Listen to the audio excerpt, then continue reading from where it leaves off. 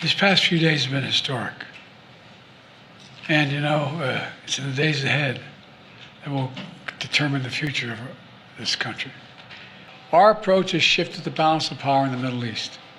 Through this combination of support for our partners, sanctions, diplomacy, and targeted military force when necessary, we will not let that happen. In fact, just today, toward independent, sovereign, I want to say it again, sovereign Syria, with a new constitution, a new government that serves all Syrians. This is the best opportunity in generations for Syrians to forge their own future, free of opposition. A lot happening in the Middle East.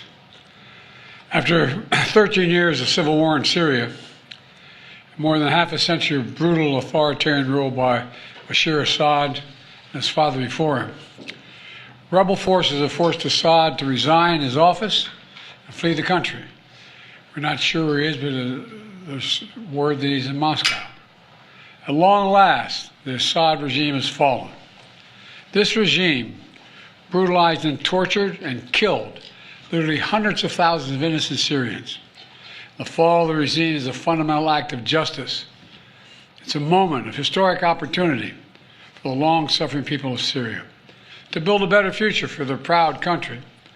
It's also a moment of risk and uncertainty. As we all turn to the question of what comes next, the United States will work with our partners and the stakeholders in Syria to help them seize an opportunity to manage the risks. For years, the main backers of Assad have been Iran, Hezbollah, and Russia.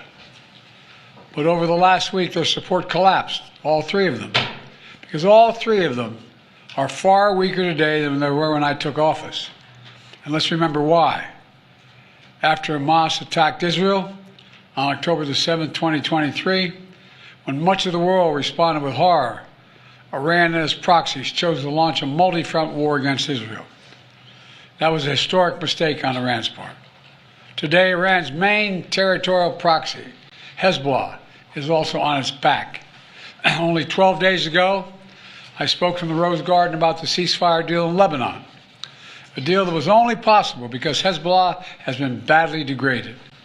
Meanwhile, Hamas has been badly degraded as well.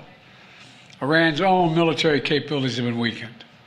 Iran tried 2 times to attack Israel, and the United States and built a coalition of countries to directly defend Israel and help defeat those attacks. All this made possible for Iran and Hezbollah to continue to prop up, impossible, I should say, for them to prop up the Assad regime. Additionally, Russia's support for Assad also failed. And that's because Ukraine, backed by our American allies, has put up a wall of resistance against the invading Russian forces, inflicting massive damage on the Russian forces. And that has left Russia unable to protect its main ally in the Middle East. Excuse my cold. The upshot for all this is, for the first time ever, neither Russia nor Iran nor Hezbollah could defend this abhorrent regime in Syria. And this is a direct result of the blows that Ukraine, Israel, have delivered upon their own self-defense with unflagging support of the United States. Over the past 4 years, my administration pursued a clear and principled policy towards Syria.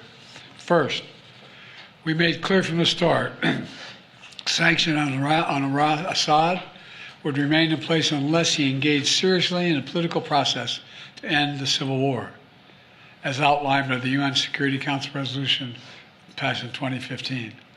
But Assad refused, so we carried out a comprehensive sanction program against him and all those responsible for atrocities against the Syrian people.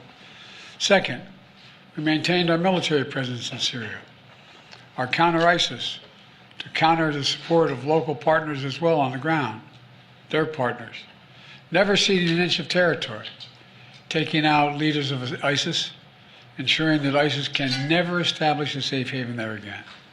Third, we've supported Israel's freedom of action against Iranian networks in Syria and against actors aligned with Iran who transported lethal aid to Lebanon.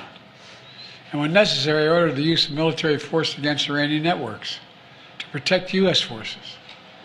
Our approach has shifted the balance of power in the Middle East.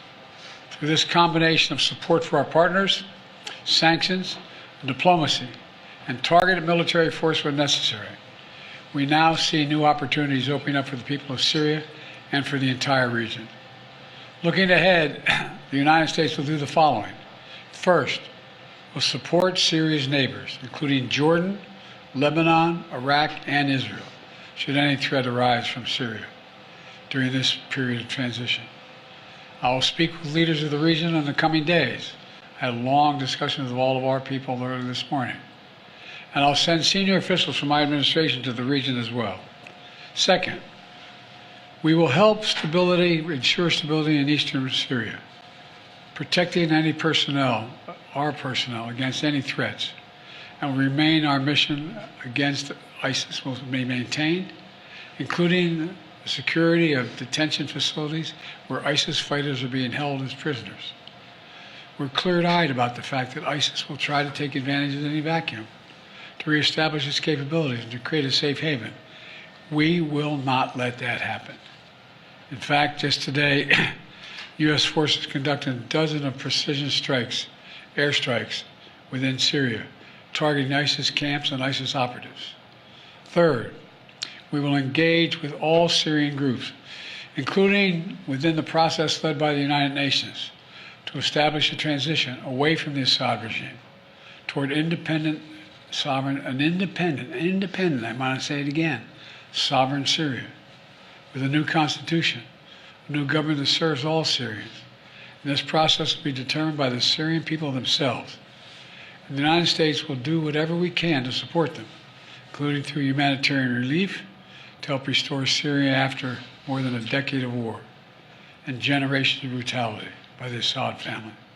And finally, we will remain vigilant. Make no mistake, some of the rebel groups that took down Assad have their own grim record of terrorism and human rights abuses. We've taken note of statements by the leaders of these rebel groups in recent days, and they're saying the right things now. But as they take on greater responsibility, we will assess not just their words, but their actions. And we are mindful that there are Americans in Syria, including those who reside there, as well as H.T.S, who was taken captive more than 12 years ago. We remain committed to returning him to his family. As I've said, this is a moment of considerable risk and uncertainty, but I also believe this is the best opportunity in generations for Syrians to forge their own future, free of opposition. It's also an opportunity though it's far from certain, for a more secure and prosperous Middle East, where our friends are safe, where enemies are contained. And it would be a waste of this historic opportunity if one tyrant were toppled and only to see a new one rise up in its place. So it's now incumbent upon all the opposition groups to seek a role in governing Syria, to demonstrate their commitment to the rights of all Syrians, the rule of law, and the protection of religious and ethnic minorities. These past few days have been historic.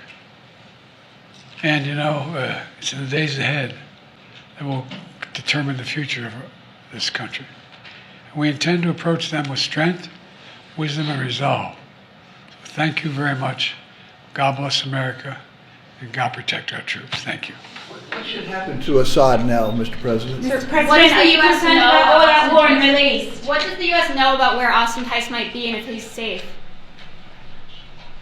We believe he's alive. We think we can get him back, but we have no direct evidence of that yet. And Assad should be held accountable. Have you directed an operation to go get him, Mr. President? Is Assad or not dead? Get who? H.T.S. We won't want to get him out. Yes, sir. We have to identify where he is. Thank you.